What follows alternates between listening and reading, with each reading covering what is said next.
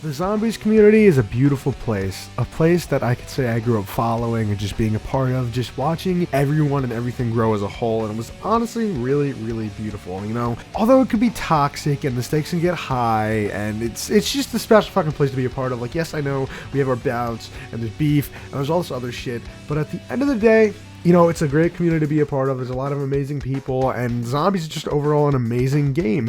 And, you know, I believe there's 5 moments that really define us as a community, and without further ado, I want to get right into it. So coming to number 5, we have the Z House in Garada. Now, some of you people might be too young at this point to even remember this, but the Zombies community during the Z House and the Garada days was just absolutely insane. Like, I can't explain to you guys the feeling of nostalgia I get just watching, like, the Smith Plays first playthrough of Garada with, like, Lex sitting behind him and them like wondering if there's going to be a new perk on the map or just like all that amazing stuff. Because when Garada was coming out, like, we didn't know we were in the golden age of the Zombies community. We were all kind of just vibing and playing the game, watching each other stream and grow and create, and it's like Garada ends up being one of the best Zombies maps of all time, and all the creators just grow a lot and have a ton of fun. And I remember I feel like JC Backfire got first in the world, and like I remember watching that whole stream go down like live, and it was really, really intense. And I feel like Dalek ended up solving it like literally minutes after, so there's like who got first in the world, no one really knew. But like, I don't know, man, and the Z House just has so much legendary content. Like, you could just go back and watch any of those Z House videos and be like, wow, like that was seriously a time to be a part of the Zombies community, just like a time to be alive and being able to watch YouTube videos. Because like I feel like those dudes had a great time in that house just making content, doing zombie shit, and like, you know, growing their friendships and whatnot. And now coming up next, we have EE for C1 and 2. Now this kind of ties into GK and the Z House, because I feel like this was all going on at the same time, because you had Z House, I think the Z House happened twice, right? Anyway, you know, EE for C1 was absolutely insane. This was like the first time I feel like we realized as a community, like, we can do great things other than just like, you know, grow and make content and make people happy. We could seriously change lives by raising thousands upon thousands of dollars for charity. This really is just a beautiful, beautiful moment in this community. And then EFC2, we raised $200,000, and that's insane. That's double the money. And you see like old timers like Syndicate come back to watch Zombies and donate a ton of money, and it was just a beautiful, beautiful thing to be a part of. E for C1 and 2 is seriously something that's legendary in gaming and history. I feel like that moment made gaming history, seeing a community of COD Zombies YouTubers raise hundreds of thousands of dollars for charity. Absolutely beautiful. Props to everyone in the community that was able to make that happen, because it's seriously a beautiful thing. Now coming to number 3, we have ZWC. Now ZWC, well, 1 and 2, sorry, ZWC 1 and 2. Now this event was just insane, because I remember when the first one was going down, you had so many people grinding out these like really challenges that are just a pain in the ass to do. Now I'm doing this off of memory, so forgive me if I'm wrong, but we have to do Revelations with, I think, no Gobblegums, which is just an absolute nightmare because the RNG with the box. And then there was a Varuk tie round with no jug. It might have even been no power, so that also is an absolute nightmare. Really, really hard. And now I can't really remember the other challenges, but I know there was some speedrunning bullshit. I think Horizon Drive might have been in there. Probably not, though. No, it was GK. Maybe GK Classics. I don't know. It was, the challenges to get in the actual event were so difficult, but I mean, they were meant to be. You know, it was really rewarding to be able to go out, meet all the content creators, and, you know, just compete in a tournament that is really showing who's the best Zombies players in the world are. But ZWC, like, behind the scenes was just a beautiful thing, because it was a place where a lot of like smaller creators and like everyone could just go and meet each other, and I feel like this made the community feel a lot tighter and a lot more tight knit, and there was a lot more, you know, friend groups made out of this, if that makes sense. And it was just an awesome time to be a part of the community. I mean, I myself wasn't able to go there because I was broke and too young, and I was like, fuck that shit. If I don't win, I'm not going, because I don't have the money for that. But ZWC 1 and 2 were absolutely insane moments. And now coming to number 2, we have Zombies Chronicles. Now, Zombies Chronicles was like the most surreal thing that I've ever witnessed in like gaming history. Like, I really didn't expect Chronicles to happen. A week before it was announced, I made a video and I was like, yeah, this shit's not happening. There is no fucking way that we get all these remastered maps. Like, that's just not realistic. They're not going to spend their time remastering maps when they're working on like Black Ops 4 and all this stuff for the future.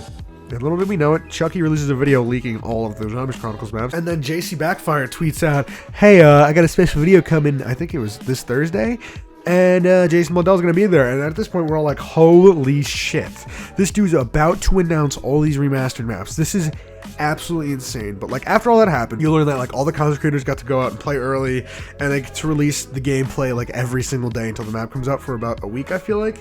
And this was just absolutely insane. I know I don't have a lot of like in-depth words that I'm using here, but like Zombies Chronicles was something to remember, because it was just like the most unrealistic thing, and the fact that it actually happened, and it kept zombies going for pretty much the rest of 2017 until Fortnite came out, and then 2018 came around and we knew we were getting Bo4 and stuff, and we were just riding off the high horse. And Zombies Chronicles is another thing that I feel like we didn't really appreciate being a part of until it was too late, because now like years later it's like, wow, Zombies Chronicles is one of the highlights, UWC is one of the highlights, EFC is one of the highlights. Like, you don't realize you're in like a golden age of the highlights until they're gone, which is just the craziest part about this entire video. You know, I'm just making this to reminisce and have fun and stuff, hopefully. Yeah, but another thing about Zombies Chronicles is it's less about just the game, in my opinion, because those maps, like, let's be realistic here, we got bored of the Zombies Chronicles maps probably within a week or two, because like, yeah, they're awesome, but they are the maps that we have played already so much. But the special part about Chronicles was what it did for the community and for the content creators themselves, because I saw so many people grow. I feel like this is really where it's starting to get tight-knit, because I think this was around the time of ZWC 2. I apologize if I'm messing up the timeline here. This might be ZWC 1. I'm sorry if I am. The timeline in my head, like, I have mush brain, concussions, blah blah, all that BS. But essentially, Zombies Chronicles did more for the community than the game itself, because those maps got boring very quick, but I feel like the longevity of content was really nice, and you see a lot of streamers blow up during this time period. Now, coming in number 1, we have the Black Ops 4 Reveal. Now, I'm just saying, none of these are in order. Like, these are all just moments that I think were amazing for the community, and I know this one's kind of like, what the fuck, like, it's not, it kind of bounces back at you. It's like counterintuitive to have this at number 1, the Black Ops 4 reveal, because I'm going to show you guys a clip from the Black Ops 4 reveal. This is how they decided to reveal Blood of the Dead. This is why I think this is the best reveal of all time. You have the main dev coming out and just hyping everyone up, and this is also why I'm a little worried about Cold War Zombies, because these two reveals are completely different. But I'll talk to you guys again after this clip. On our road to release. Thank you.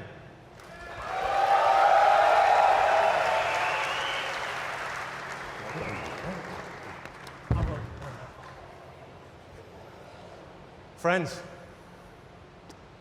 we're not done yet. You've seen a taster of 9 and Voyage of Despair, but that's not all the zombies news we have for you today. We've already said that Black Ops 4 is the deepest, most replayable game in our history. So it's my great pleasure to reveal that for the first time ever, we will launch with 3 fully fledged, fully loaded Zombies experiences on day 1.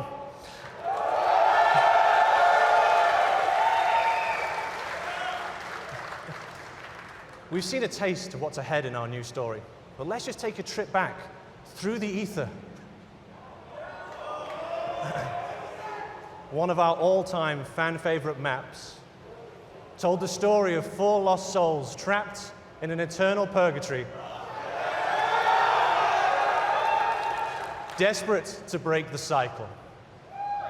Here's a small peek of Black Ops 4's 3rd Zombies map.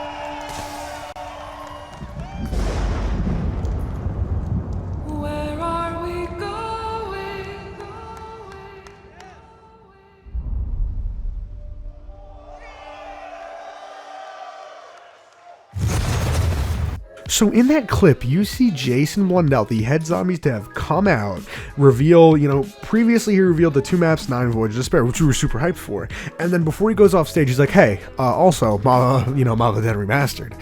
And like just hearing the people screaming and just like the feeling, the chills I get when I watch that trailer is absolutely insane. Even though Blood of the Dead is a steaming pile of shit, I could still go back and watch that trailer and remember how hyped I was for it. And then you had like Lex running around with the blue snowball interviewing people. That's absolutely hilarious. You had a ton of vlogs, and the Bo4 Reveal was the first time we saw Treyarch have like an actual insane budget to reveal something. Now it completely backfired. Like don't get me wrong, the game itself backfired. But the Bo4 Reveal, where they literally had like every Zombies creator and multiplayer creator known to mankind invited to an event where they could play Black Ops 4 multiplayer early and watch the Zombies reveal and talk to the devs and stuff, is absolutely insane. And I'm not saying it's unheard of, because this happens with a bunch of games all the time, but as far as Call of Duty Zombies is concerned, it was unheard of. And this reveal was just, it's absolutely crazy. They had a full stage, a full theater, so many creators got flown out.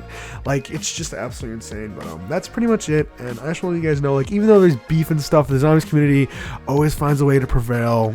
We step up, we raise money for the kids, and honestly, it's just a beautiful place to be a part of, and I appreciate all of you guys. I don't know if this is coming off as corny or not, but I wanted to get this video out before Cold War because I thought it'd be fun to just go over my favorite, things in the Zombies community. I'm not making this video to be toxic and have people fucking shit on me and roast each other.